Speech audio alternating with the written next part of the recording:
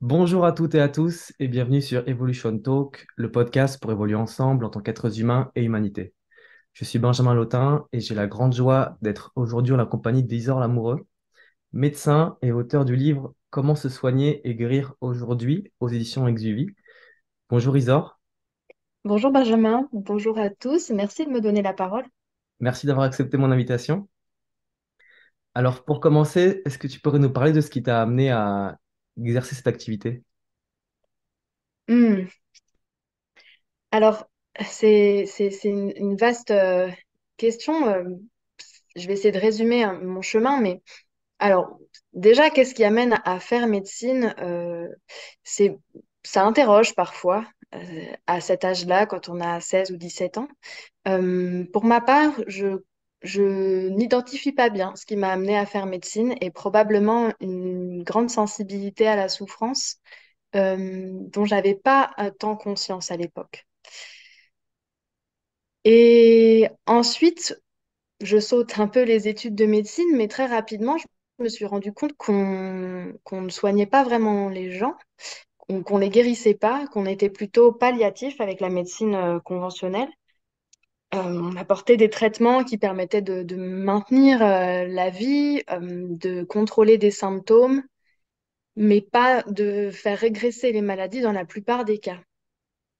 Et puis, euh, et puis donc à la fin de mes études, j'ai rencontré des acupuncteurs, j'ai rencontré plutôt des gens qui se soignaient en homéopathie que des homéopathes d'ailleurs à l'époque. Et ils m'ont raconté des guérisons ou en tout cas des traitements qui me semblaient absolument spectaculaires dans des situations dans lesquelles en médecine conventionnelle, on n'avait pas de réelles solutions rapides et efficaces. Et donc, j'ai vraiment voulu creuser ça et je me suis intéressée avec beaucoup de curiosité, beaucoup de candeur en fait à des tas de médecine pour finalement choisir de me former en premier en homéopathie. Et donc, pendant mon internat, donc là je vous situe à la fin de la sixième année, j'ai choisi médecine générale et donc il restait 3 années de formation de médecine générale. Et c'était vraiment très important pour moi de me former en même temps à l'homéopathie. Et depuis, je me forme sans arrêt à l'homéopathie parce que c'est aussi un long travail, tout en m'intéressant à diverses autres approches qui me semblent ouais, très, très intéressantes pour accompagner les personnes et pour chacun, pour prendre soin de soi. Ce qui me motive à chaque fois, en fait, c'est aussi de me dire qu'il y a énormément, énormément de propositions de soins aujourd'hui, de thérapies en tout genre, plus ou moins pertinentes d'ailleurs. Et en fait, les personnes viennent en nous consulter avec ça. Et donc, moi, ça me semblait impossible en tant que médecin de ne pas être au courant de ce que c'était que les huiles essentielles, de ce que c'était la naturopathie, de ce que c'était le jeûne un peu plus tard, quand j'ai découvert le jeûne. Et ça, on en parlera peut-être un petit peu plus longtemps tout à l'heure. Voilà mon parcours en très accéléré. Mhm. Et alors, comment ça se passe les études de médecine? Parce que c'est quelque chose pour le commun des mortels comme moi qui paraît vraiment très difficile et peu accessible. Comment est-ce que ça se passe et est-ce que tu peux nous décrire un petit peu ces années-là que tu as vécues? Mm.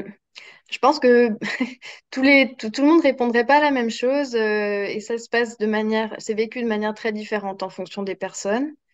Hum, Moi, la première année de médecine a été a été une des plus confortables de ma vie d'une certaine manière parce que faut imaginer que quand on travaille du lever au coucher sans rien faire d'autre, euh, et qu'on n'a pas évidemment besoin de travailler à côté pour payer ses études, la vie est tout de suite plus simple parce que on fait que travailler.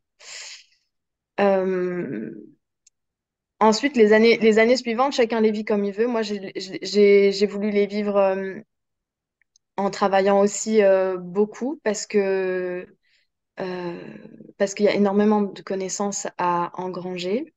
Et puis, finalement, il y a énormément de services, plein de spécialités, et on ne peut pas passer partout. Alors moi, c'était comme je visais la médecine générale, en fait, pour avoir beaucoup de liberté dans mon exercice. Je ne souhaitais pas être spécialiste, je ne souhaitais pas me restreindre à un organe. Donc, je voulais faire médecine générale et pour ça, je voulais faire le maximum de stages différents possibles et des stages intéressants. Alors qu'il y a beaucoup d'étudiants en médecine qui font les stages où on travaille le moins et où on peut partir le plus vite possible pour aller bosser les cours. Moi, j'ai pas vu ça de cette manière-là. Je voulais vraiment diversifier euh, mes enseignements. Et j'ai vécu les choses parfois de manière un petit peu difficile parce que je commençais déjà à m'intéresser à d'autres approches et donc on est confronté à beaucoup de contradictions et d'oppositions entre ce qu'on peut lire. Je prends l'exemple des produits laitiers par exemple. Euh, En médecine conventionnelle, on va énormément les mettre en avant et les prôner. Et quand on s'intéresse à d'autres formes de diététique, c'est tout le contraire. Donc, il y a un conflit ou une dissonance qui se crée. C'est pas toujours évident. Euh, voilà. Ensuite, l'internat, ben, c'était pareil. En fait, on est obligé de travailler dans le sens de la médecine conventionnelle, qui est indispensable et qui est un pilier majeur de la santé et de la médecine aujourd'hui. Je peux pas renier ça. Mais quand on commence à s'intéresser à d'autres approches, ça peut être un peu perturbant parfois parce qu'on sait qu'on ne rend pas service de la meilleure manière possible. Ou en tout cas, euh, on, on comprend vite que l'essentiel se situe peut-être ailleurs parce que il y a des échecs dans les deux cas, que ce soit en médecine complémentaire, alternative, on appelle ça comme on veut, ou en médecine conventionnelle.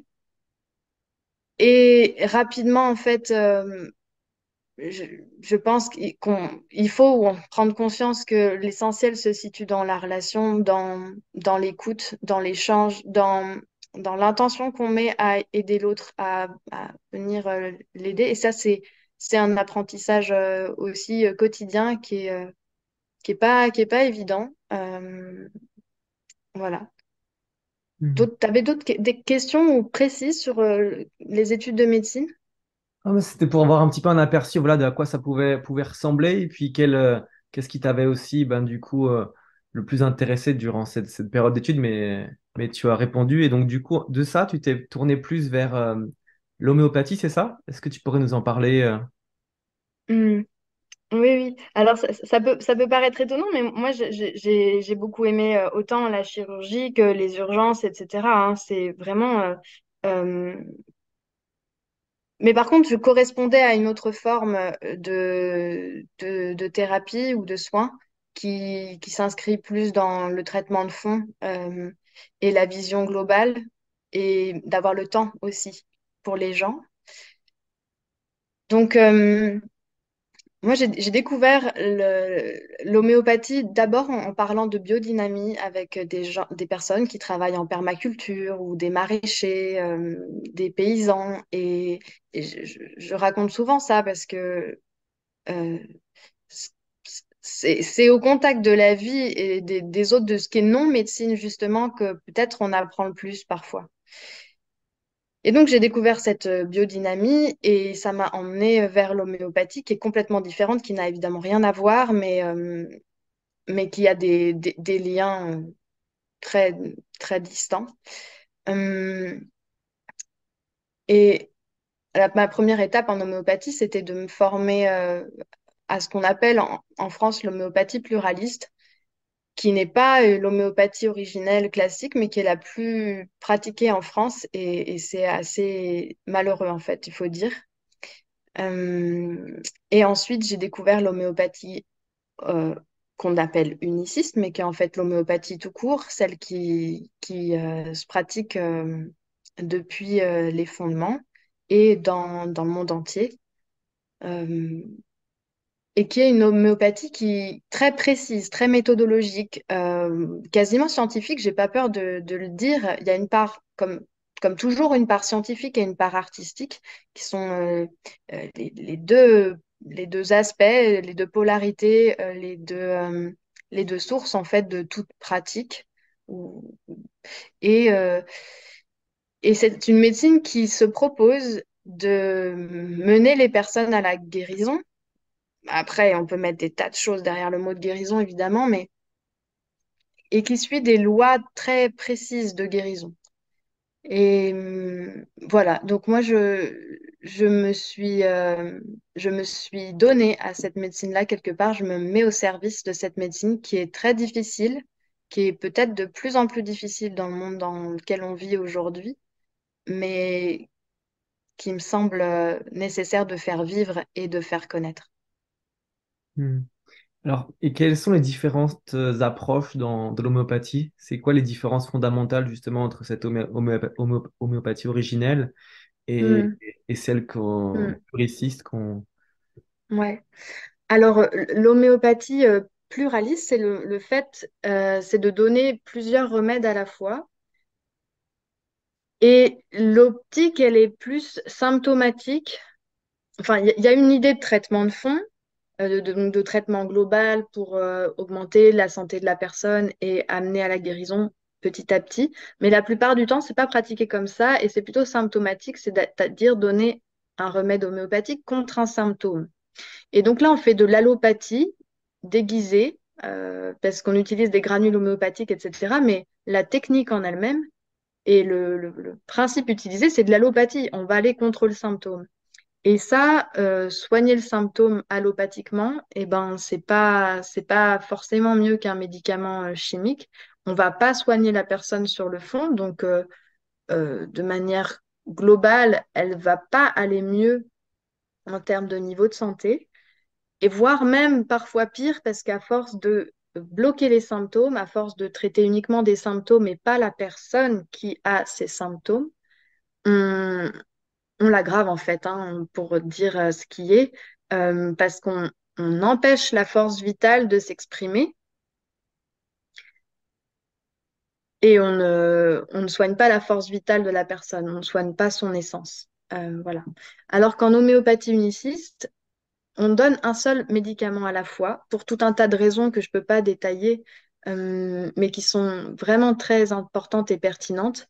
On donne un médicament à la fois pour pouvoir euh, suivre en fait ce qui se passe de manière assez précise dans la force vitale et aller petit à petit de remède en remède dénouer tout un tas de strates d'informations que la personne a accumulées et qui l'a rendu malade. Ça peut être euh, des traumatismes, des émotions, euh, des, des pollutions, n'importe quoi, tout ce qui fait qu'on devient malade et qu'on dénoue petit à petit euh, pour améliorer la santé avec une alternance de situations où on a des maladies aiguës, des alternances de situations où ça va être plutôt l'état chronique qui va parler. Mais c'est remède après remède qu'on arrive à augmenter la santé. L'avantage de faire comme ça, c'est que quand on se trompe de médicaments et que on est symptomatique, donc allopathique, on supprime le symptôme, mais on ne soigne pas la personne, on s'en rend compte facilement, on s'en rend compte et on peut corriger le tir, en fait. Mais en homéopathie classique, en fait, on a énormément de travail sur cette conscience-là et cette observation-là de la personne pour s'assurer qu'elle va de mieux en mieux et pas juste qu'on supprime les symptômes et qu'en fait, elle ne va pas mieux. Elle n'est pas en train de guérir. Donc, c'est hyper important et quelle que soit la thérapie qu'on fait, en fait, hein, homéopathe ou pas homéopathe, d'avoir cette conscience-là des lois de guérison et des chronologies de guérison euh, et de prendre la personne en charge dans une globalité qui va au-delà de juste corps, esprit, âme, une globalité historique. Moi, j'aime bien dire ça, une globalité, c'est-à-dire comprendre le futur, le présent et le passé de la personne. Vraiment avoir une vision très large, très vaste de l'évolution de, de sa pathologie et de son être, en fait. Voilà. Hmm. Tu parlais de ces lois de guérison et de ces grands principes. Est-ce que tu Mm. pourrais nous détailler un petit peu Oui. Alors, en homéopathie, on estime que la guérison procède selon différentes étapes. Alors, de l'intérieur vers l'extérieur, c'est-à-dire que quand on a tout un ensemble de symptômes, ça va être d'abord les symptômes internes, par exemple rhumatologiques ou digestifs, qui doivent guérir avant les symptômes cutanés de la peau. Donc, c'est pas à nous de décider si on veut soigner d'abord l'eczéma ou d'abord un autre problème interne. En fait, c'est la force vitale, hein, qui guérit dans l'ordre qui lui est possible.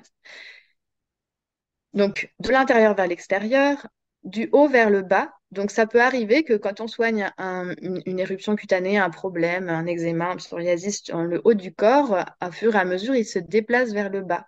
Et ben, c'est un bon sens de guérison. Ça peut être des symptômes internes aussi de la même manière. Et du plus récent au plus ancien. Donc, le plus souvent, on va voir d'abord les symptômes récents régresser et ensuite les plus anciens. Ce qui est très intéressant en homéopathie, c'est qu'on voit revenir les symptômes antérieurs au fur et à mesure qu'on soigne la personne. Des symptômes anciens qui reviennent. Et ça, c'est très bon signe. Donc, même des symptômes anciens qui ont été traités par des tas d'autres médecines ou thérapies reviennent, sont réexprimés par la force vitale de la personne et à ce moment-là, on peut les soigner et, entre guillemets, les guérir au sens où l'homéopathie l'entend. Et donc, le quatrième loi de guérison, c'est du psychisme au physique. Donc, on va toujours espérer d'abord une amélioration psychique, énergétique, retrouver de l'énergie, retrouver de la forme, retrouver un état mental et émotionnel stable et adapté avant de voir les symptômes du corps changer. Ce qui peut un petit peu contrarier certaines personnes qui aimeraient que ça change dans leur corps, dans les symptômes qui la dérangent vraiment et qui l'ennuient. On est parfois surpris, en fait, certaines personnes consultent pour des problèmes physiques alors qu'elles vont pas du tout bien moralement, mais elles se sont habituées. Et pourtant, il faut en homéopathie que ça aille mieux au plan psychique avant le plan physique. Et alors justement, cette importance du psychisme, des pensées, des émotions, euh, Mhm. comment est-ce que l'on repère ça chez la personne et comment est-ce qu'on justement on peut l'accompagner au mieux pour retrouver un mieux-être à ce niveau-là? Hmm. Je pense que ça dépend vraiment de la sensibilité du thérapeute et de l'homéopathe ou du médecin. Ça, c'est très dépendant de ce qui nous a intéressés et comment on s'est formé.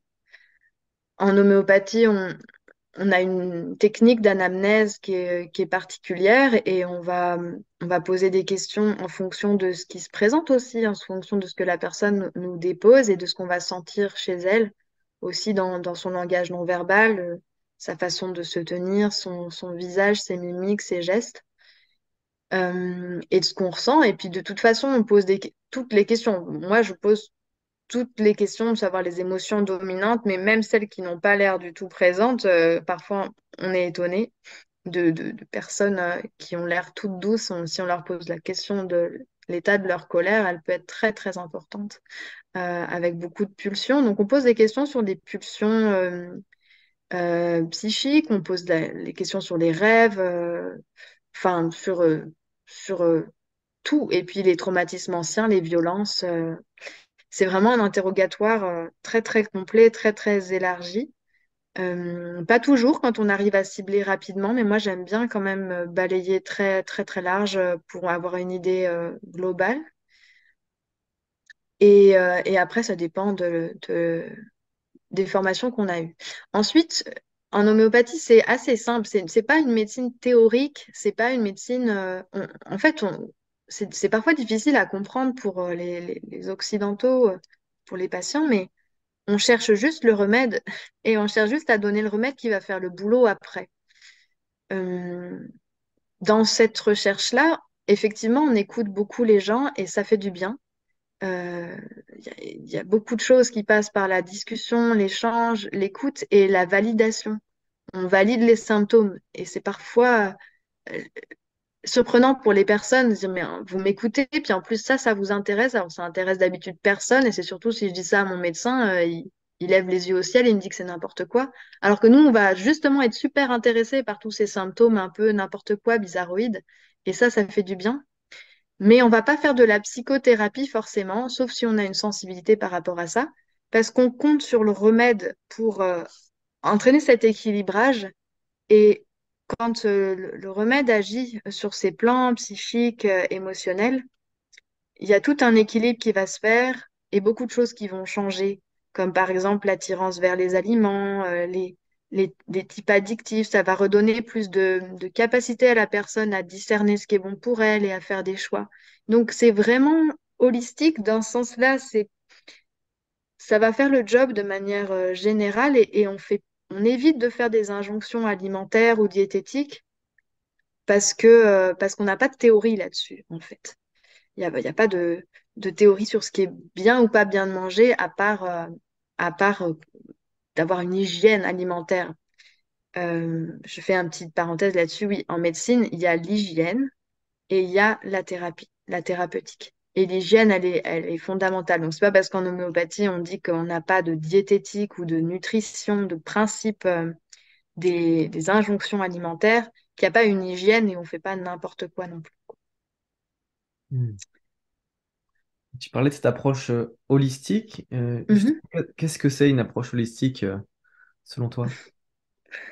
Alors, selon moi, c'est pas très intéressant. Moi, ce que j'aime bien, c'est de regarder comment le sens d'un mot peut différer en fonction des différentes médecines.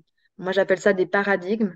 Mais les différentes médecines, je reprends le schéma de mon livre parce que c'est vraiment ce que j'ai voulu exprimer dans le livre. Dans le livre, je présente et je décris 6 médecines différentes. La médecine conventionnelle, l'ostéopathie, la médecine chinoise, la médecine homéopathique, la médecine naturopathique et puis les approches psychospirituelles qui sont un petit peu à part. Et en fonction des différents points de vue où on se place, des différents paradigmes, des différentes médecines, les mots prennent un sens différent. Guérison prend un sens différent et holistique aussi un petit peu. De manière très générale, être holistique, c'est prendre en charge la personne. Et d'ailleurs, ça ne s'applique pas qu'à la médecine, hein. On peut être holistique en, en permaculture, etc. Mais donc, c'est prendre en charge la personne dans toutes ses dimensions, physiques, morales, émotionnelles, spirituelles, et puis donc s'intéresser à la nutrition comme à ses considérations sociales aussi. Et intégrer tout ça dans la prise en charge de manière cohérente. Et il y a plusieurs manières de le faire, en fait. Soit on prend tout ça par petits bouts, c'est-à-dire qu'on va s'occuper d'une une partie, la nutrition, en petit 2, les émotions, en petit 3, la vie sociale, en petit 4, trouver une thérapeutique, etc. Soit on va être holistique en un seul geste, si je puis dire les choses comme ça. Et en homéopathie, c'est un peu ça.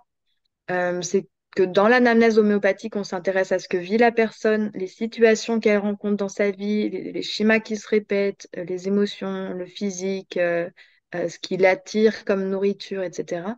Et le remède doit embrasser, englober tout ça. Alors parfois, c'est pas un seul remède qui le fera, ce sera la succession des remèdes, mais en tout cas, la thérapeutique, elle, euh, elle permet un mouvement général dans tous ces domaines-là. On ne va pas les traiter les uns à part les uns des autres. Voilà. Et donc, chaque approche a sa vision du soin et de la guérison.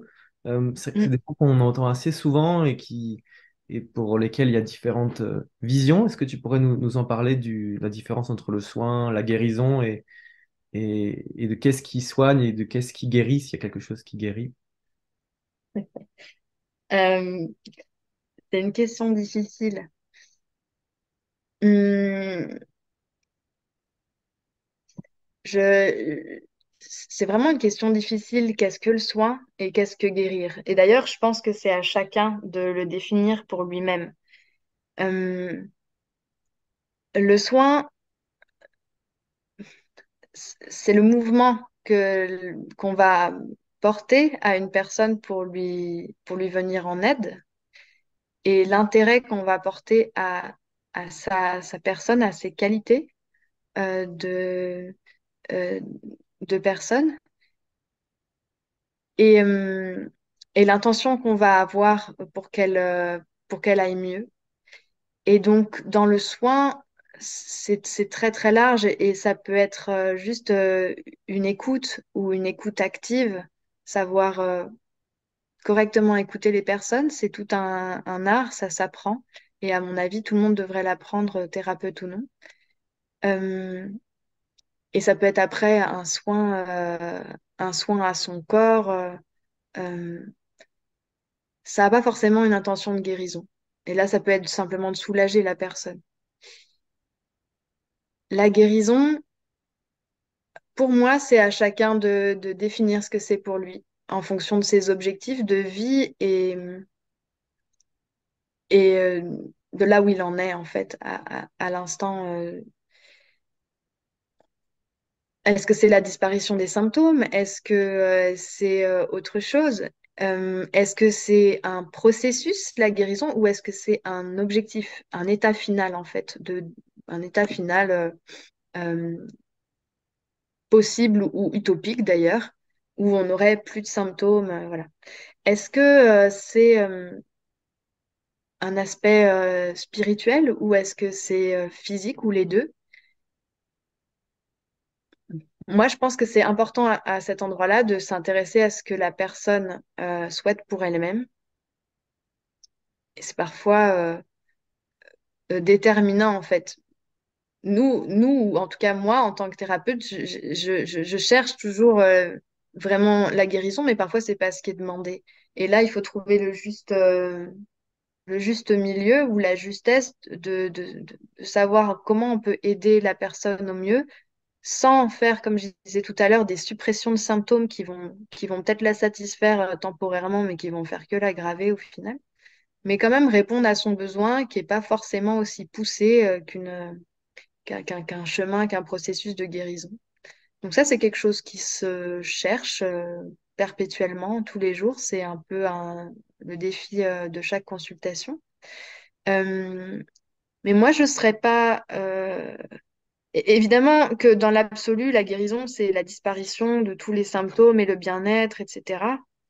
Mais pour moi, c'est pertinent. Quelqu'un qui me dit, malgré la progression d'une maladie chronique grave, un cancer ou autre, euh, que, que ça lui a apporté en tant qu'humain, spirituellement, et qu'elle se sent grandie et qu'elle se sent changée, et que pour elle, c'est une forme de guérison. Je pourrais complètement l'entendre et ça s'entend en fait. Il y a des personnes qui témoignent de ça.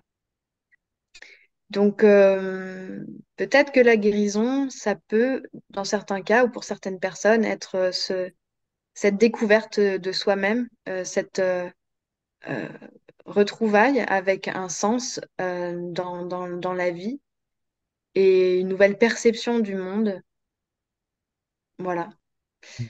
Euh, en, En homéopathie, on va dire que c'est cette euh, affranchissement de l'ego qui reste présent, qui reste là, mais une amélioration du niveau de santé global où les symptômes physiques sont évidemment plus légers, mais où la personne est aussi plus autonome, a plus de libre arbitre, plus de discernement, plus de c'est le mot humour qui me vient. Alors, j'ai jamais lu ça en homéopathie, mais peut-être qu'aussi, c'est un signe de bonne santé d'avoir plus d'humour. Bon, c'est ce qui me vient.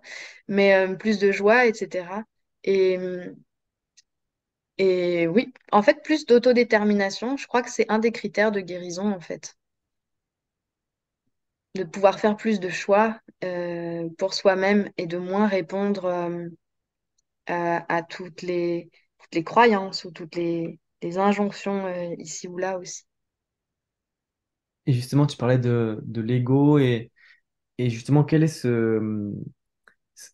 son rôle dans la maladie? Puisque parfois l'ego peut peut-être s'identifier aux symptômes qui sont ressentis ou à la maladie. Et est-ce que en l'humain, il n'y a pas une part qui a envie de guérir et une part qui a peut-être moins envie que les choses Hmm. changent.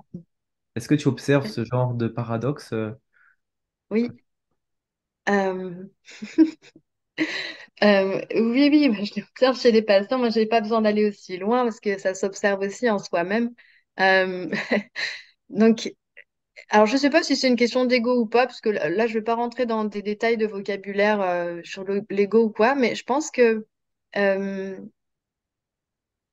alors, il faudrait redéfinir ce que c'est que la maladie et la santé et tout, mais euh, bon, pour moi, la maladie, c'est pas forcément quelque chose de complètement négatif.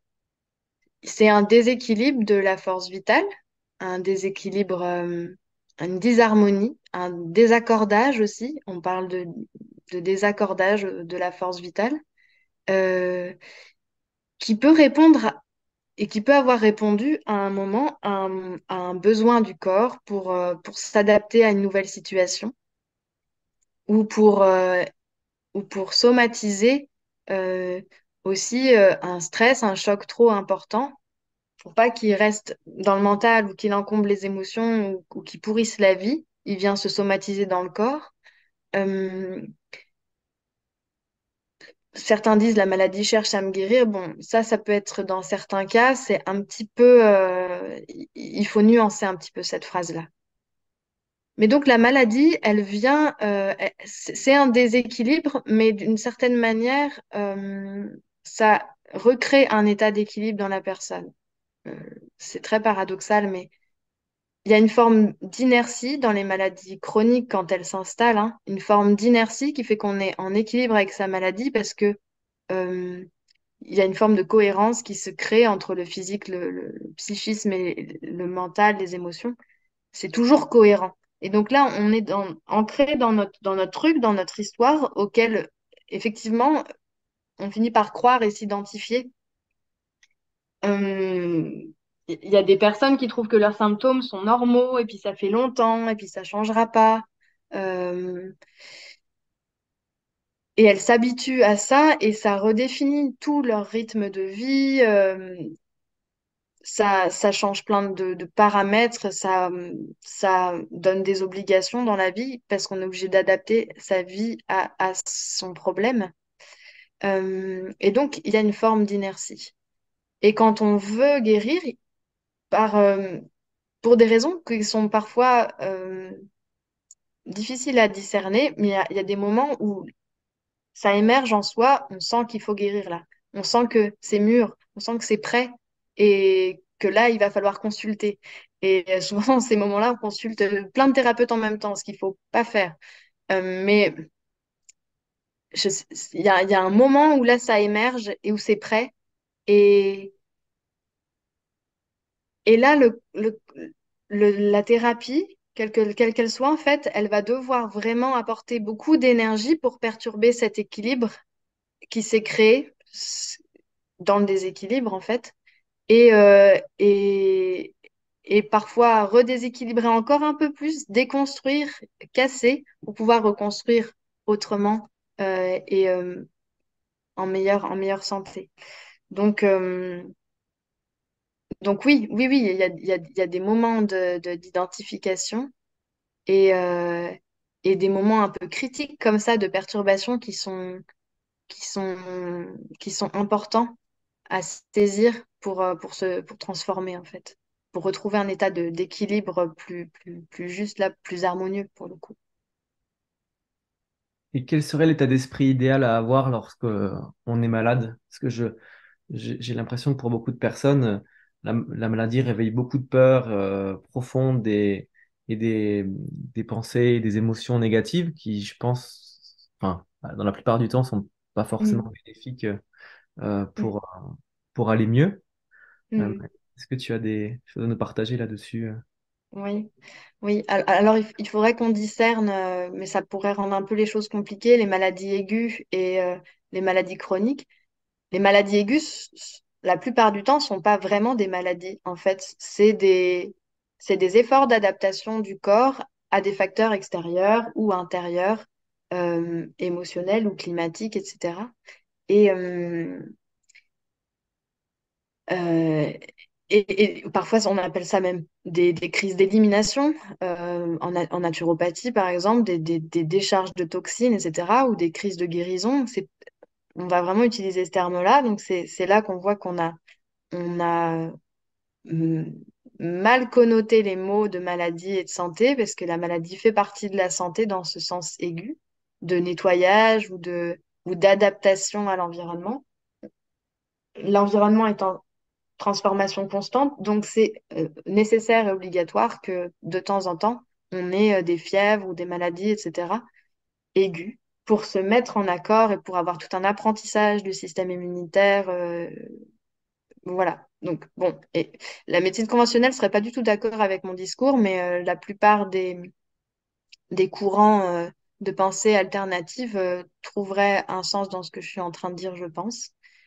La maladie chronique vraiment ancrée, c'est autre chose, c'est que le corps n'est plus en capacité de s'adapter ou de guérir, il est dépassé dans ses fonctions et dans ses ressources. Et donc, en naturopathie, on dira il s'encrasse et donc ça devient, commence à y avoir vraiment des lésions. Euh, En homéopathie, on n'utilisera pas du tout ces mots-là, par exemple. Mais en tout cas, sans apport d'une thérapie, dans ces moments-là, le corps ne peut plus s'adapter tout seul ou se transformer. Donc l'attitude à avoir, elle dépend des situations dans lesquelles on se trouve et elle dépend des personnes. Moi, je pourrais pas avoir, enfin, dicter une conduite particulière. Euh, Quand on est malade, c'est difficile de s'en réjouir. Moi, ça m'arrive de m'en réjouir, entre guillemets, quel que soit, même si c'est parfois très dur ou oui, très difficile, voire inquiétant, mais c'est forcément biaisé parce que je suis aussi de l'autre côté du bureau, donc j'ai toujours un intérêt à être malade et c'est des expériences qui m'ont toujours, enfin, beaucoup apporté et ça peut sembler un peu bizarre à dire, mais j'ai beaucoup appris et voir, je vois pas comment je pourrais être médecin sans avoir moi-même vécu l'état de maladie. Et homéopathe d'ailleurs aussi, comme ça, j'ai senti l'effet des remèdes sur moi. Donc, on peut avoir une attitude curieuse dans certains cas quand c'est pas trop grave, ou alors on peut rester avoir deux attitudes complémentaires et simultanées. Euh, Ben, avoir peur, oui. Avoir du stress, oui. Avoir de l'inquiétude, avoir besoin de savoir. Et c'est peut-être sain. Ça permet de rester dans le circuit de médecine conventionnelle, faire ses diagnostics, sécuriser les choses. Ça me semble aussi très important de garder cette attitude-là et d'être à l'écoute de ce qui se passe en soi. Et parallèlement, d'avoir un recul sur ce qui se passe, une forme de curiosité. Et en fonction de ses croyances, en fonction de d'où on vient ou à quelle médecine on se sent appartenir, médecine chinoise, homéopathique, approche psychospirituelle, etc. euh, Prendre un temps de recul et s'observer selon ce prisme-là pour poser un autre type de diagnostic et peut-être accueillir les symptômes différemment. L'intérêt de ces médecines-là, c'est justement on va faire toute une recherche, une enquête, une observation de soi qui est déjà un soin. On va s'observer selon, voilà, qu'est-ce qui nous est arrivé, selon le yin et le yang en médecine chinoise des points de vue énergétiques, etc. Et c'est déjà prendre soin de soi, c'est déjà une attitude de soin envers soi-même. Et c'est peut-être ça, en fait, l'attitude à avoir quand on est malade. Hmm. Et justement, dans toutes ces approches, puisque quand on est malade, on peut se tourner vers un bon nombre d'approches différentes qui sont là, il y en a de plus en plus, j'ai l'impression. Et comment ne pas être perdu face à tout ça et avec quoi on peut se guider pour, disons, avancer sur son chemin pour prendre soin de soi. Mhm. Oui. pour continuer, et ça va répondre à ta question, la première aussi chose à se poser dans l'attitude, quand on est malade, c'est de quoi on a besoin et de quoi on a envie comme type de soin. Euh, et parfois, la réponse est, là, en fait, j'ai besoin d'allopathie. Là, ça sature, c'est au-delà de mes capacités. Là, j'ai besoin d'allopathie et après, on gère les choses différemment. Voilà, c'est de savoir faire un choix entre les différentes approches. Euh, alors moi, j'ai écrit ce livre justement parce que mon hypothèse, c'est que ça devient tellement confondant, toutes ces thérapies. Il y a tellement de choses qui sont parfois contradictoires, opposées, que il faut les connaître un minimum aussi pour bien s'impliquer dedans.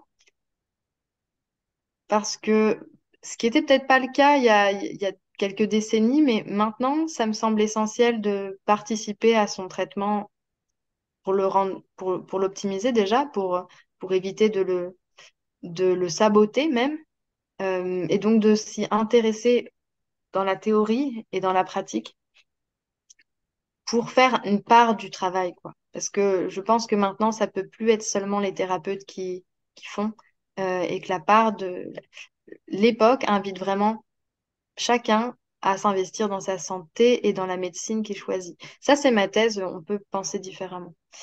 Euh, donc, s'y intéresser et après, quand on choisit une médecine parce qu'elle nous semble correspondre à notre système de pensée, notre système de croyance, qu'on se sent bien avec les principes, et ben, s'y immerger un peu. Si on change tout de suite rapidement et qu'on va voir tout le monde en même temps, on risque de contredire les médecines, de les antidoter, de les saboter, de les brouiller de sorte que le thérapeute lui-même, en fait, ne s'y retrouve pas plus forcément et ne sait plus si ce qu'il a fait était pertinent ou pas, parce que ça a été intercepté par d'autres pratiques. Euh, en soi, je rejette rien, même si j'ai ma petite idée sur certaines méthodes, pratiques, etc. Mais il faut que ce soit fait de manière cohérente. Euh, D'ailleurs, je, je, je, je pourrais dire que il existe des médecines, celles que je présente, dans lesquelles il y a une hygiène de vie, une thérapeutique, des principes, une philosophie, des fondements, une médecine vraiment structurée, méthodologique, qui englobe beaucoup plus, qui n'est pas juste une technique, qui englobe toute une philosophie qui peut s'inscrire dans la vie. C'est comme ça qu'on reconnaît une médecine. Et à côté de ces médecines-là, qui sont autosuffisantes en elles-mêmes, c'est-à-dire que si on s'implique vraiment dans cette médecine-là, dans ce paradigme, on peut aller mieux, on peut, entre guillemets, guérir. Alors qu'à côté de ça, il existe des techniques qui sont indépendantes de toute médecine, qui sont juste pratiquées comme ça et qui sont décorrélées d'un système de pensée globale, décorrélées d'une hygiène, décorrélées de tout. Et là, c'est de la technique et ça me semble euh, intéressant ponctuellement, mais douteux pour une progression cohérente et pertinente vers la guérison. Hmm.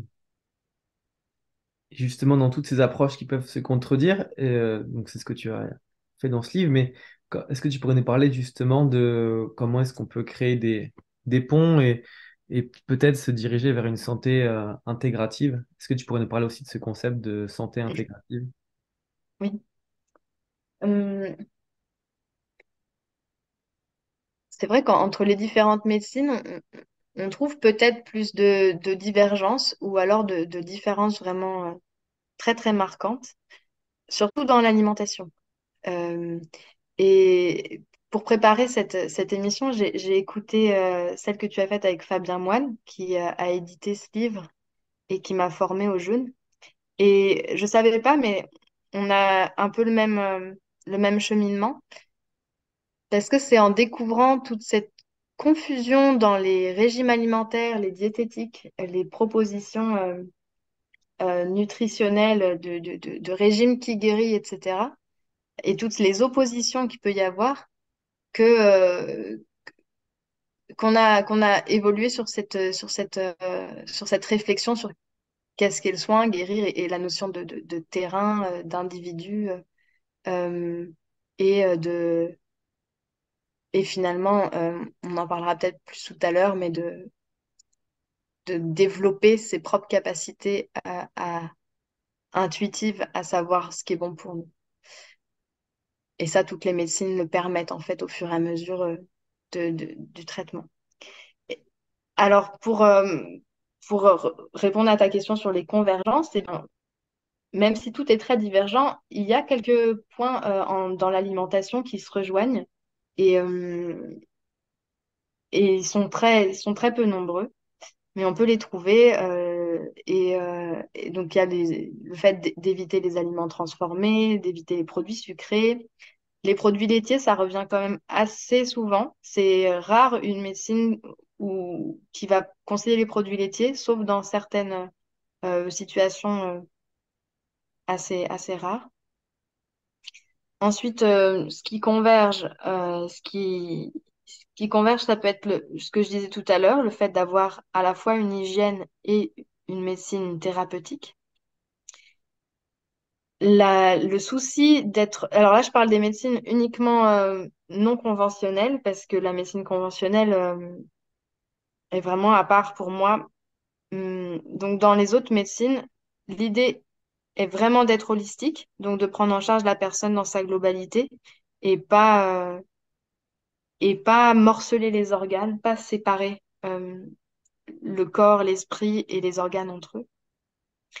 Et ensuite de, de- de- d'accorder au patient une part de participation, euh, une partie du chemin, voilà, doit être faite par le patient. Et finalement, ce que j'ai conclu ou cru comprendre de mon expérience et de mes recherches, la manière dont je conçois le soin aujourd'hui, ce qui reste la pierre angulaire dans toutes les médecines, c'est la relation et le contact qu'on va avoir avec la personne. Euh, voilà, est-ce que ça passe ou pas? Est-ce que ça match ou pas? Est-ce que le thérapeute est capable de venir au contact de mon être, donc de ma force vitale, de qui je suis, est capable de le découvrir avec sa propre technique d'anamnèse, hein, qui peut être l'interrogatoire ou qui peut être euh, d'autres choses, en fait, l'intuition ou le diagnostic en médecine chinoise, etc., ou l'ostéopathie par les techniques manuelles, mais de venir au contact de qui je suis. Est-ce qu'il est capable de créer cette relation et ce lien à ma force vitale, de trouver le chemin, en fait, de cette force vitale. Et moi, est-ce que je suis capable en tant que consultant, que patient, de rentrer dans cette relation aussi et de participer à mon soin? Je pense que c'est dans ce lien-là qui se crée que peut émerger vraiment le soin.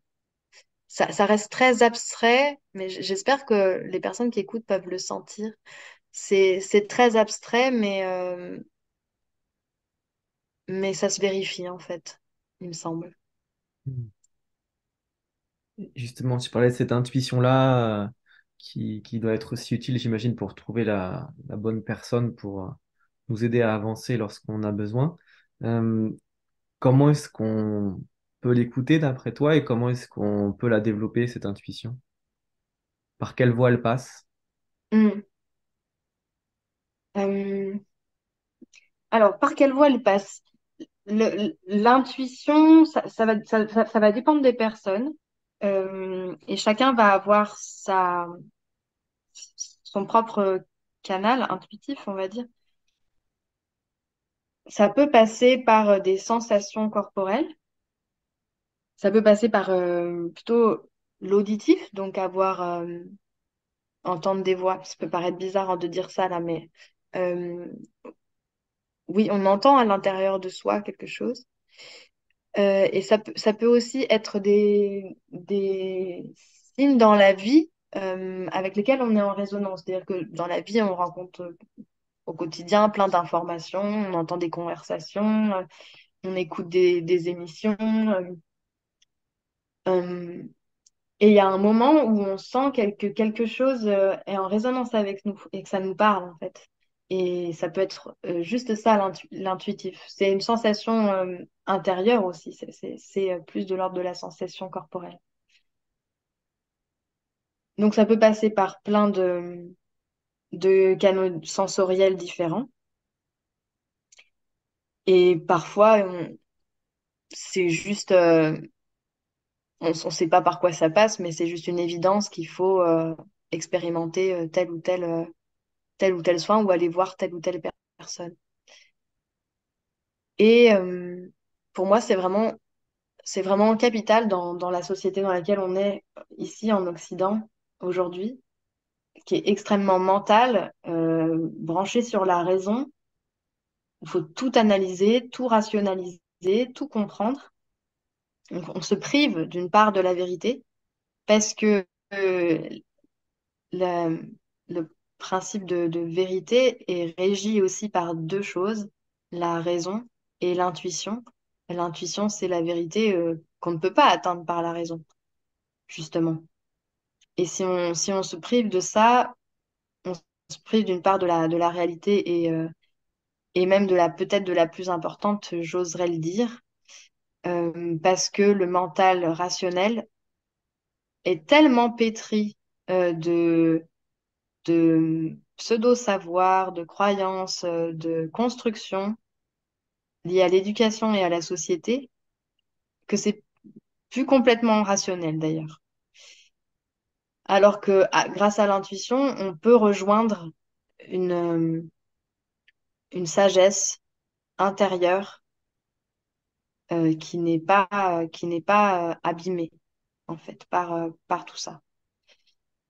Euh, et, euh, et donc, enfin, théoriquement, en se soignant, donc en allant de mieux en mieux, pour parler de manière très triviale, euh, en améliorant sa santé et en guérissant, euh, la part de capacité intuitive à ressentir ce qui est bon pour nous augmente, théoriquement.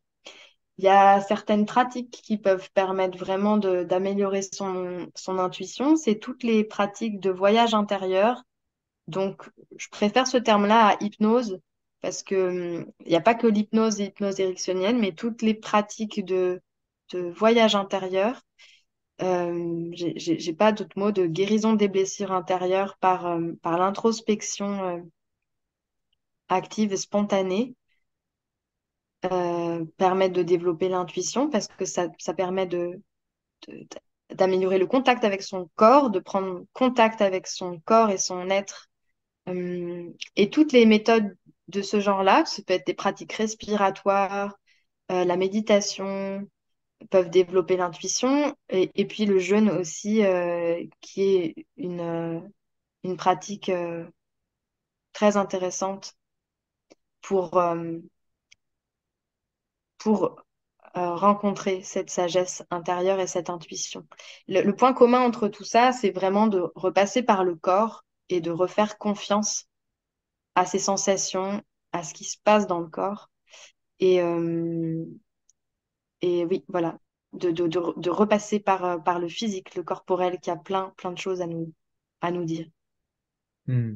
C'est comme si notre corps et sa sagesse nous parlaient un peu à chaque instant, et puis si on y est présent, on peut, j'imagine, recevoir différents messages pour nous guider là-dedans. Et tu parlais du jeûne, est-ce que tu pourrais nous parler justement de ta découverte du jeûne et ton expérience là-dedans et du sens que ça a pour toi? Mhm. Alors, c'était pendant mon internat aussi, où j'ai découvert le documentaire d'Arte, Le jeûne, une nouvelle thérapie. Et dans mon esprit à l'époque, à nouveau, en fait, on me proposait une pratique qui permet de soulager des douleurs ou soulager des maladies pour lesquelles on n'a aucune solution en médecine conventionnelle. Donc pour moi, c'était une évidence qu'il fallait que je découvre ça. Euh, et, et que j'apprenne, parce que ça me semblait être une médecine d'avenir. Donc, j'ai creusé un peu le sujet et puis j'ai effectué mon premier stage de jeûne et puis d'autres par la suite. Et je me suis formée pour en accompagner. Donc, j'accompagne de temps en temps des stages de jeûne aujourd'hui avec beaucoup de joie. C'est des moments très forts euh, et je suis très honorée de ça, très touchée parce que les personnes choisissent de vivre et, et ont le courage de vivre en fait à travers cette pratique qui est pas facile, qui est mal connue et, euh, et qui est mal racontée aussi, aussi bien dans le milieu du jeûne, des jeûneurs, que dans les médias évidemment. Alors quel sens ça a pour moi? Hum, le jeûne, ça de génial, c'est que ça peut être pratiqué selon différentes intentions. Et j'insiste toujours beaucoup sur le fait que la première étape, c'est de choisir l'intention. En fait, pourquoi vous voulez jeûner? Euh, c'est une vraie question, ça. Pourquoi? D'ailleurs, la plupart du temps, on devrait dire, mais en fait, t'as pas besoin de jeûner pour l'objectif que tu te fixes là. Mais bon. Euh, donc, d'abord, de répondre à une intention qui peut être très variable. Elle peut être vraiment dans l'optique naturopathique de, entre guillemets, nettoyage, santé, bien-être.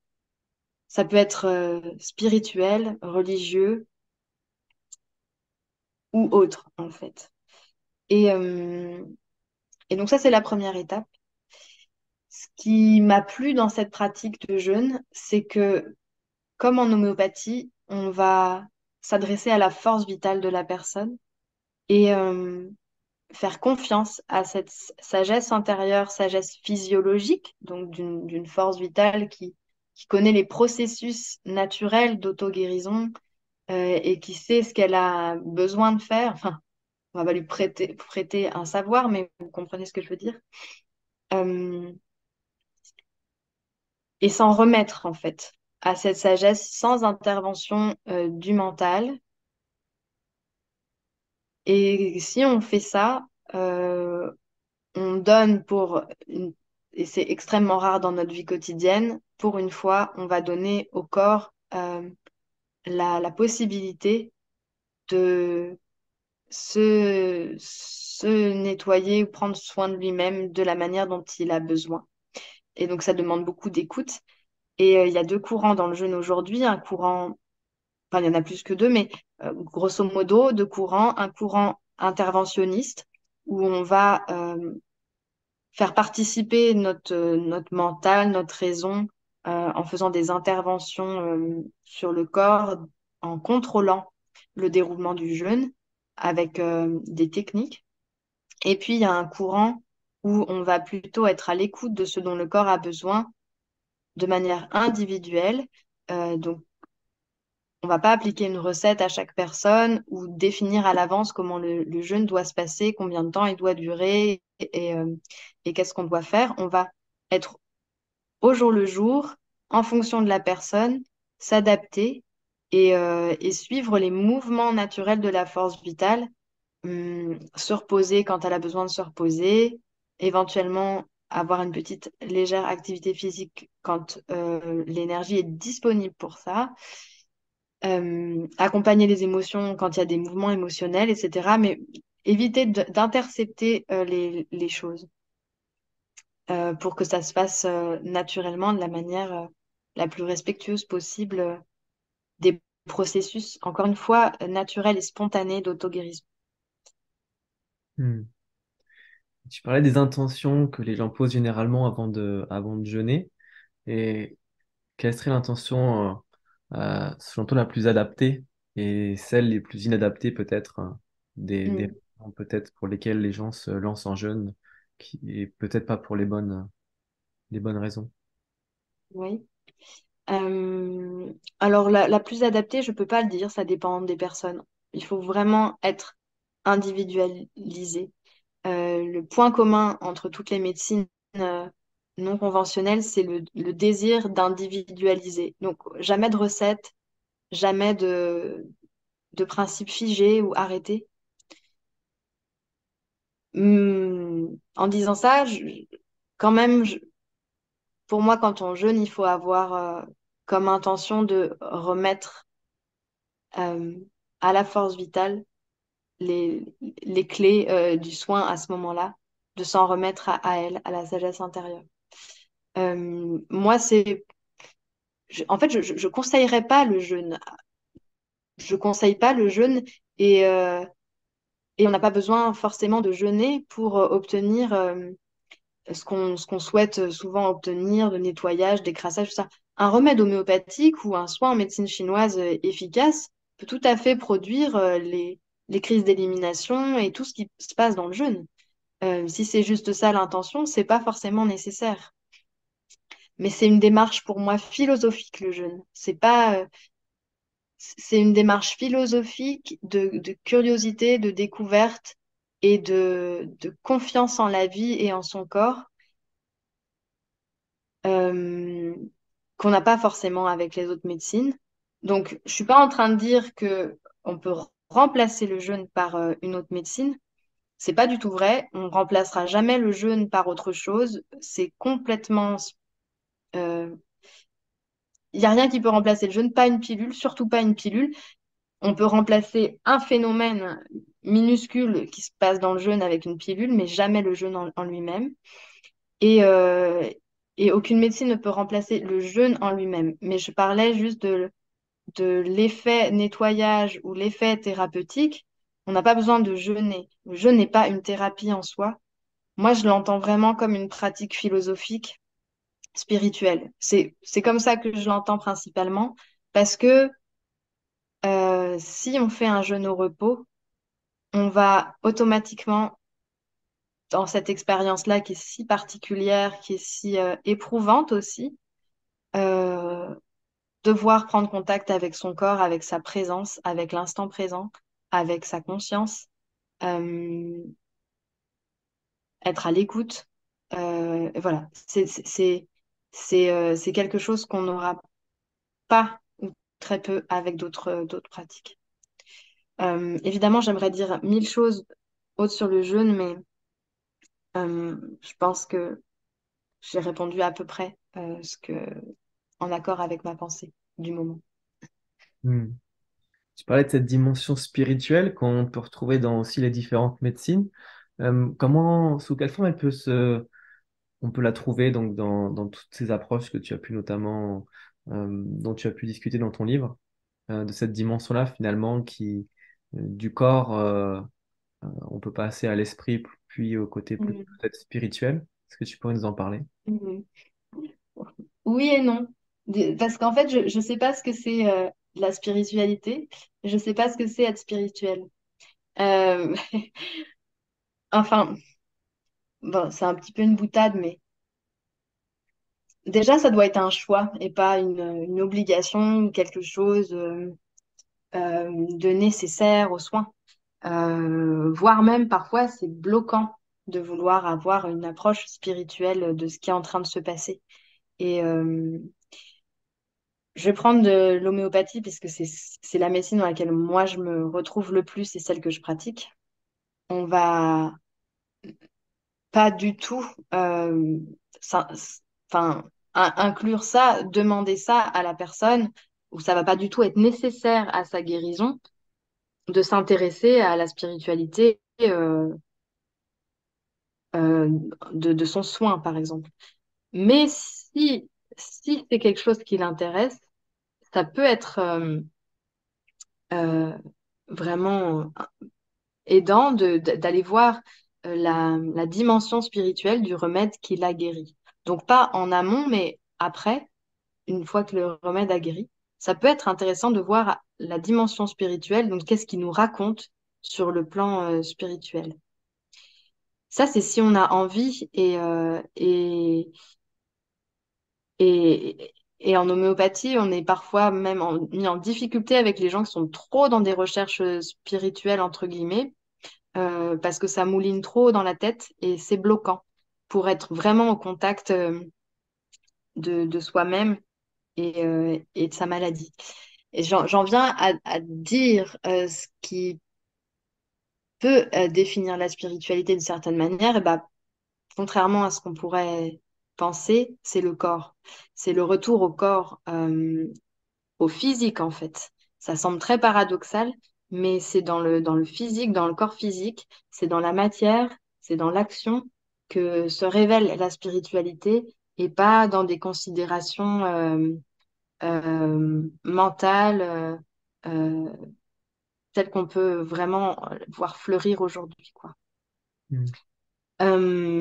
Et donc, je pense enfin, que dans toutes les médecines, médecine chinoise, ostéopathie, etc., si on veut inclure la dimension spirituelle en tant que patient, on peut le demander à la personne qui nous accompagne, qu'elle nous, qu'elle nous oriente en fonction de son diagnostic et du traitement qu'elle fait, sur tous ces aspects-là, en correspondance avec le paradigme dans lequel on est. Euh, de s'investir de cette façon-là.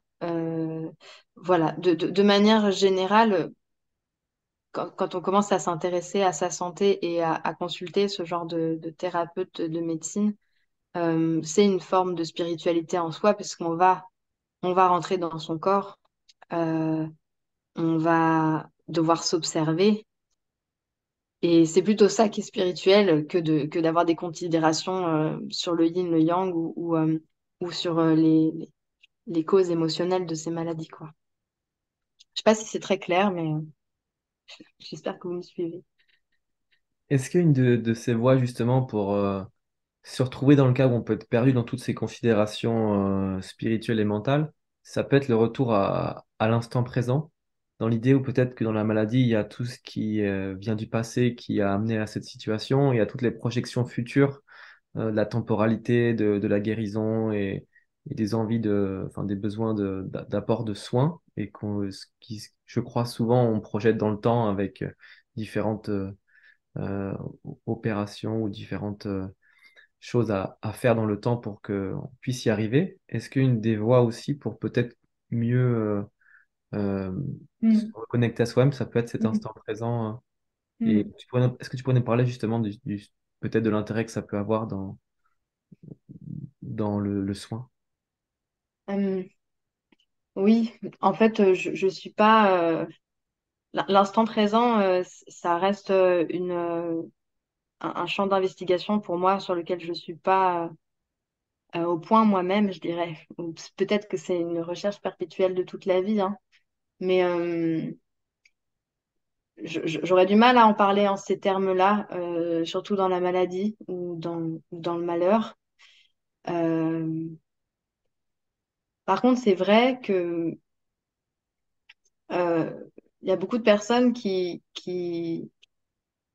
considèrent trop le passé sans voir que en fait le passé est présent ou qui cherchent des causes à l'extérieur, pour dire les choses autrement.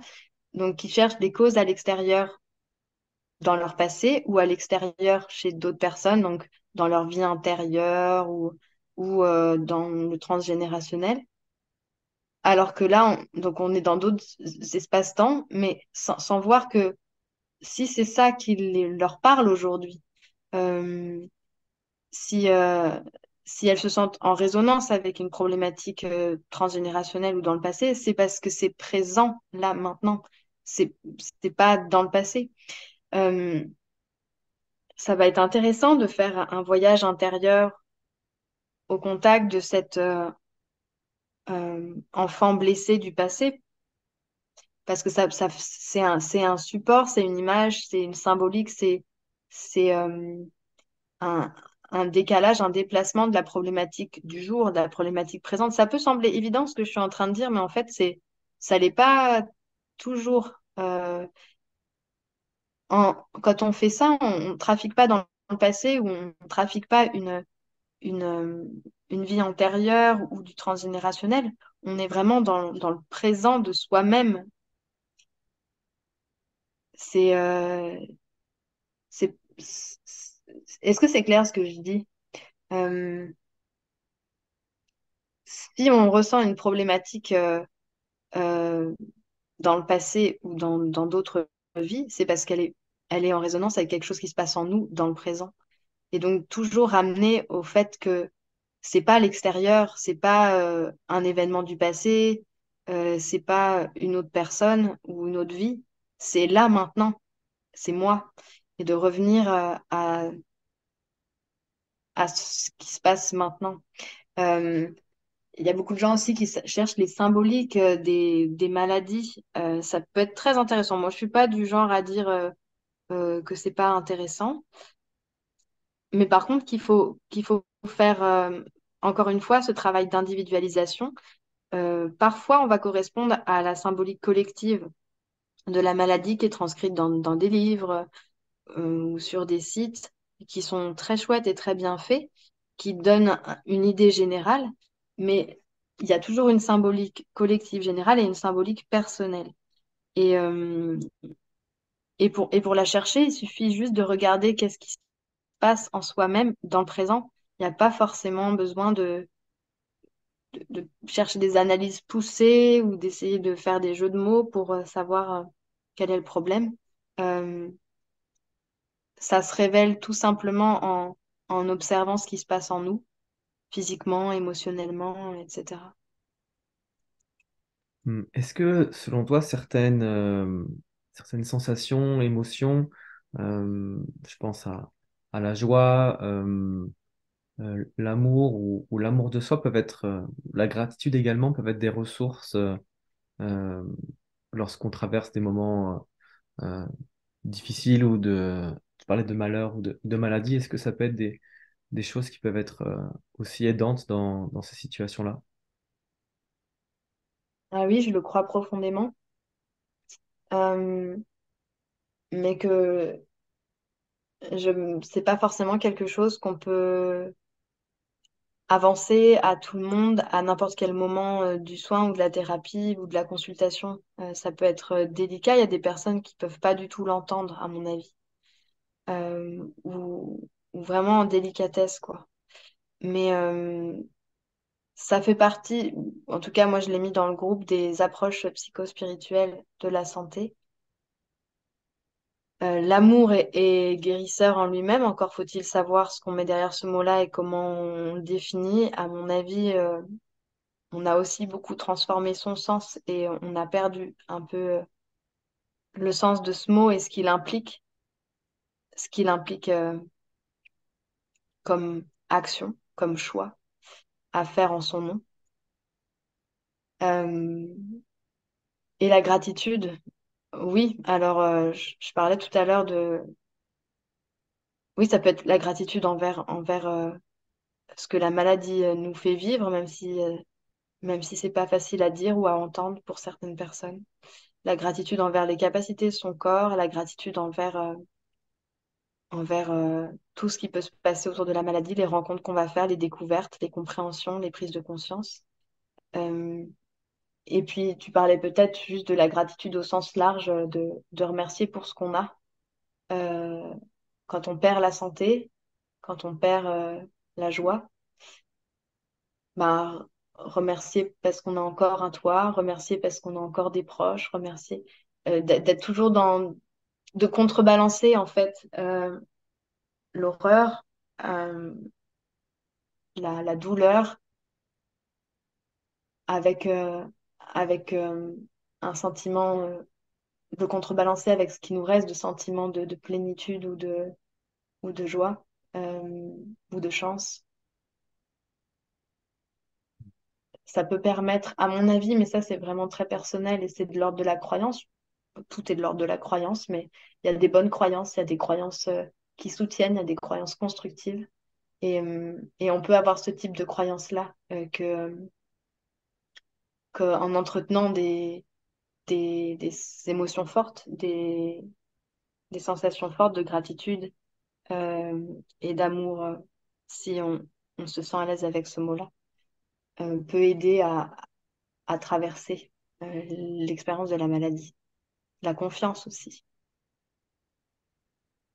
Et justement, dans toutes ces croyances, puisque je crois que dans chacune de nos vies, euh, chacune de nos vies doit être pleine de croyances diverses et variées, celles qui nous limitent, celles qui peuvent être peut-être ressources. Comment est-ce qu'on peut faire le tri dans tout ça et est-ce qu'il y a certaines croyances auxquelles tu te confrontes, toi, lorsque tu échanges avec certaines personnes et qui peuvent être peut-être limitantes? Hmm. Les croyances limitantes dans un chemin de santé. Mhm. Hmm. Hum, Alors la première qui me vient, en fait, c'est bizarrement la plupart des personnes qui consultent en médecine non conventionnelle, médecine complémentaire, alternative, naturelle, etc., ont cette notion que le corps est un tout, corps, esprit, âme, etc., et qu'il faut le soigner de manière holistique, mais elles ne le font pas forcément. Et il y a cette idée, croyance peut-être, que parce que c'est naturel, c'est bon pour soi. Et en fait, non. Et donc, il y a beaucoup de personnes qui se soignent en allopathie naturelle. Et c'est rien d'autre que de l'allopathie. Et ça traite le symptôme. Et comme je le disais tout à l'heure, ça traite pas la personne, ça traite pas le fond, ça traite pas à la racine. Donc, le risque qu'on prend, c'est soit que la maladie récidive, soit qu'elle s'inscrive dans le corps à un autre endroit, parce que la force vitale, elle est obligée de d'exprimer sa disharmonie quelque part. Donc, il y a des personnes qui traitent, par exemple, les verrues avec du magnétisme ou des plantes ou je sais pas quoi d'autre avec des techniques dites naturelles. Et en fait, ça va faire que supprimer le symptôme, alors que tout, y compris les verrues, ça doit se soigner par un traitement interne, un traitement de la force vitale. Et comme je disais tout à l'heure, c'est un symptôme cutané, donc extérieur. Il n'est pas attendu qu'ils guérissent avant les symptômes psychiques, etc. Ou en tout cas, il faut une guérison globale. Voilà, donc ça, je sais pas si c'est vraiment une croyance, mais enfin, c'est une erreur ou une attitude qui me semble importante à signaler. Je dis pas que c'est pas bien le magnétisme ou c'est pas bien les plantes. Je dis juste qu'il faut toujours avoir conscience des principes de guérison et de la vision holistique. Si on soigne juste un symptôme, on se soulage rapidement, mais en fait, on porte préjudice en fait à l'ensemble du corps et de l'écosystème génial qu'il forme. D'autres croyances, ouais, je sais pas. Il y a beaucoup de personnes qui demandent enfin, qui demandent si leur problème est lié à leurs émotions. Ou vous pensez que c'est dans la tête? Ça, c'est une phrase qui revient souvent. En fait, c'est ni dans la tête, ni dans, enfin, c'est pas ou dans la tête, ou dans le corps, ou dans les deux. Euh, En fait, il n'y a pas une maladie qui existe uniquement mécanique, ou uniquement dans le corps, ou uniquement dans la tête d'ailleurs. Enfin, on dit en homéopathie que l'expression de la maladie, elle est répartie à différents niveaux de l'être, que ce soit le corps, les émotions, le mental, mais c'est jamais dissocié en fait. Et parfois, ça peut osciller de l'un à l'autre. L'expression de la maladie est plutôt dans le physique ou plutôt dans l'émotionnel. Donc, parfois, la personne va beaucoup moins bien, elle est toute déprimée, mais elle a plus de symptômes sur le corps. Et si on donne un remède qui inverse les choses, euh, elle ira mieux dans sa tête et les symptômes vont revenir dans le corps. Mais c'est juste des transferts énergétiques et une expression différente, mais c'est la même maladie. Donc, moi, bah, ça m'attriste en fait qu'il y ait des médecins qui disent que c'est dans votre tête les symptômes ou c'est absolument horrible de dire ça. Euh, mais on ne peut pas dissocier les deux. C'est forcément, il y a une seule force vitale, il y a un seul être. Alors, il y a la partie qu'on voit, c'est le corps physique très matériel, mais en fait, c'est exactement la même chose. que l'étage émotionnel ou l'étage psychologique. Donc, c'est pas culpabilisant de peut-être c'est dans la tête, il y a toujours une partie psychique, émotionnelle, ça peut pas exister autrement. Enfin, moi, je crois pas du tout au traumatisme et aux troubles mécaniques comme ça, décorrélés de l'être profond de la personne. Voilà, il y a sans doute d'autres croyances, mais là, j'en ai pas qui me viennent. Si tu veux que j'en discute une en particulier, dis-moi. Je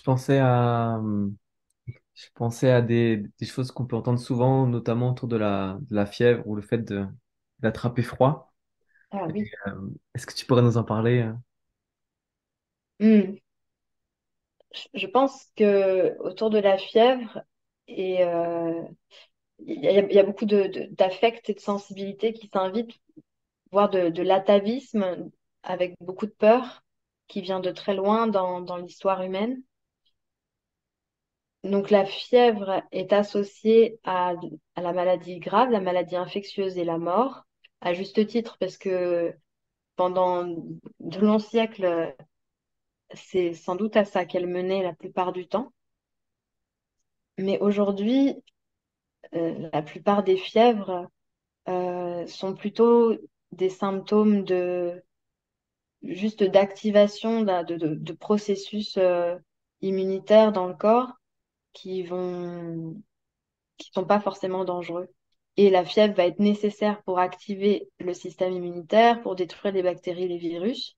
Donc c'est un processus nécessaire et naturel qu'il faut respecter au maximum et pas vouloir faire baisser.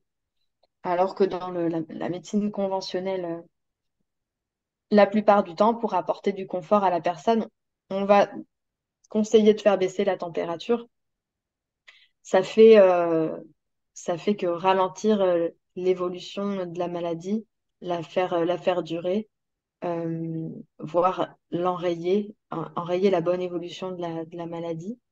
Et puis les médicaments qu'on donne pour ça sont pas forcément super. Alors, il y a des situations dans lesquelles on va vraiment vouloir faire baisser la fièvre et ça, le médecin doit les identifier. Mais la plupart du temps, tant qu'on peut, il faut essayer de la maintenir en restant dans de la sécurité, évidemment, pour éviter les déshydratations et autres.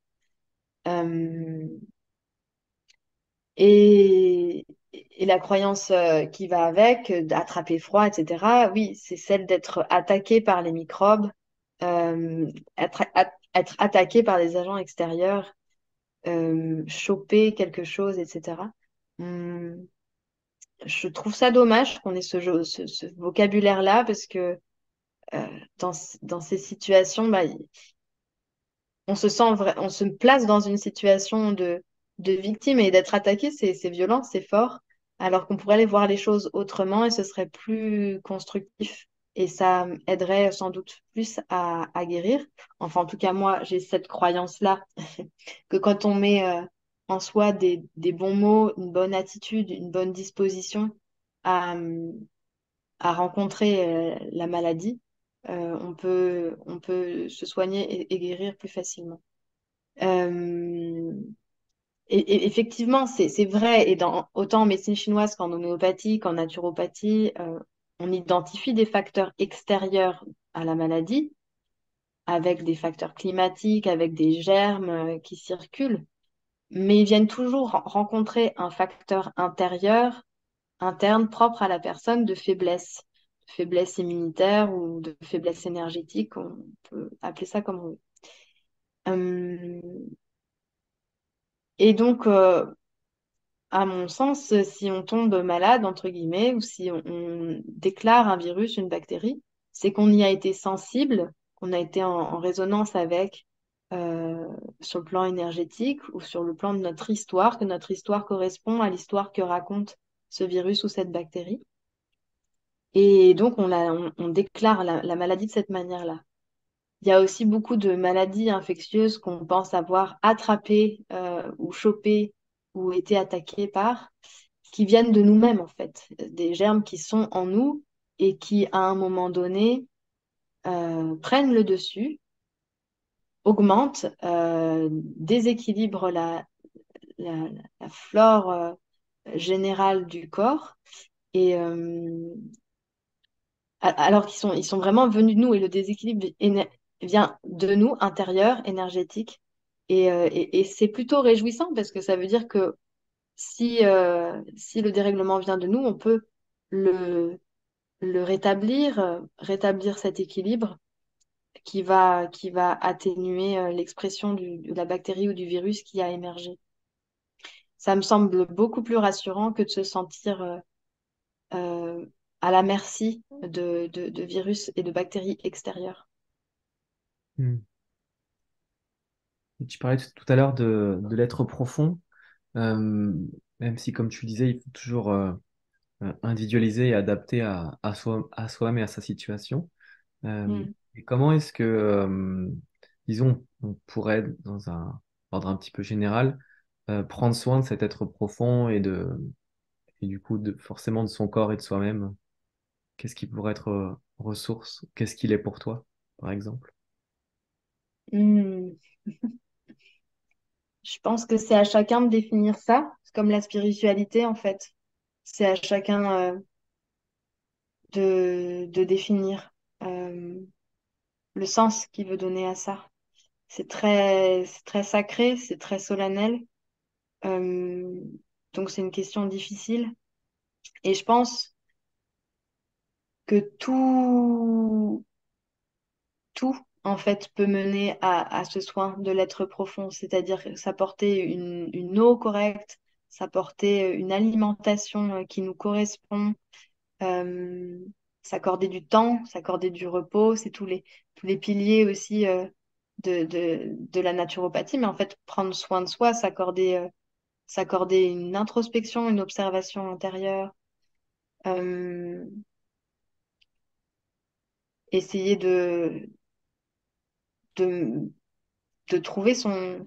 Alors, j'aime pas trop, j'ai pas envie d'utiliser des mots qui pourraient être mal compris ou tordus dans ma bouche, mais d'accorder sa vie à qui nous sommes, euh, aux aspirations profondes. Et ça, bah, pour les trouver, chacun a ses pratiques, doit rencontrer des personnes et trouver ce qui lui correspond pour découvrir ça.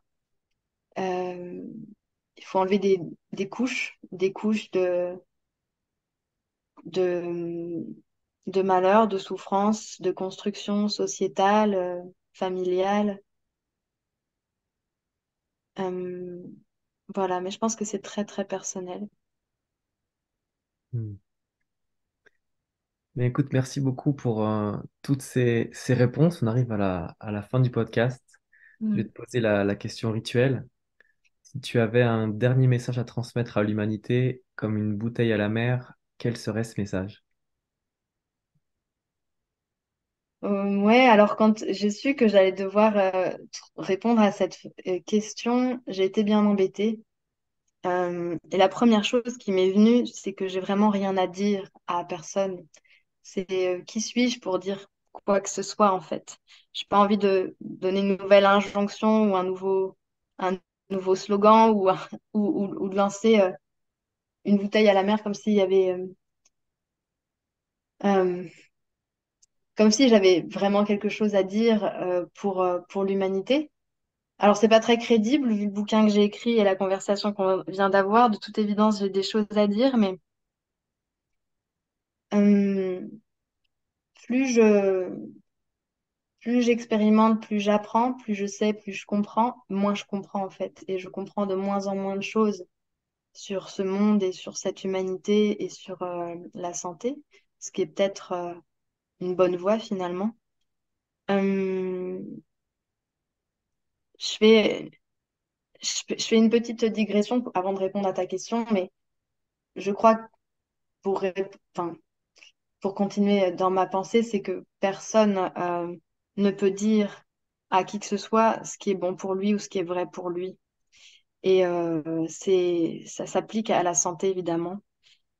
Chaque thérapeute, son job, c'est vraiment d'aller au contact de la personne dans sa force vitale et pas de venir lui appliquer ses propres connaissances brutes, en fait. C'est des connaissances qui vont s'adapter à la réalité de la personne et de son être. Euh, donc, je dirais, je sais que tu es un lecteur plus assidu que moi du Tao Te Ching, mais la phrase avec laquelle j'étais le plus d'accord dans ce livre, c'est que toute vérité est paradoxale. Et donc, un de mes messages, ce serait que quand on pense avoir atteint une idée vraie, sur quoi que ce soit, hein, sur soi, sur le monde, et qu'elle semble claire, qu'elle semble unilatérale, c'est qu'elle est nécessairement incomplète. Euh, Toute vérité est juste si son contraire est juste aussi. Il n'y a de vérité que paradoxale. Le contraire de la chose est aussi vrai. Et donc, en fait, il n'y a pas de vérité dans laquelle on ne puisse pas se perdre, parce que ça entraîne une certaine confusion, évidemment. Et c'est cette confusion, à mon avis, qui permet un lâcher-prise réel, euh, une acceptation réelle de ce qui est. C'est comme ça que cette vérité, qui est très difficile à atteindre, du coup, vient nous toucher vraiment euh, dans notre cœur et vient rencontrer notre propre vérité intérieure, par notre intuition, justement. Euh, parce que le champ de la raison est rendu confus par cette vérité paradoxale, on est touché au cœur via l'intuition. C'est là qu'elle se révèle en fait. Euh, voilà, c'est ce qui est essentiel pour moi pour comprendre et évoluer dans la vie. Euh, ouais, je pourrais en dire tellement là-dessus, mais voilà. Donc, je voulais pas avoir une nouvelle injonction à rajouter, mais si j'avais peut-être un dernier message, ce serait, on parlait de gratitude tout à l'heure, de se remercier, de se féliciter. Ce serait remerciez-vous et félicitez-vous. Ça peut, c'est un peu étonnant, c'est un peu inhabituel et je vous le propose là parce que c'est ce que j'expérimente en ce moment. Mais souvent on prie et on médite pour remercier la vie ou demander des choses. Mais si on inversait et qu'on se pose et qu'on observe en fait qu'il y a quelque chose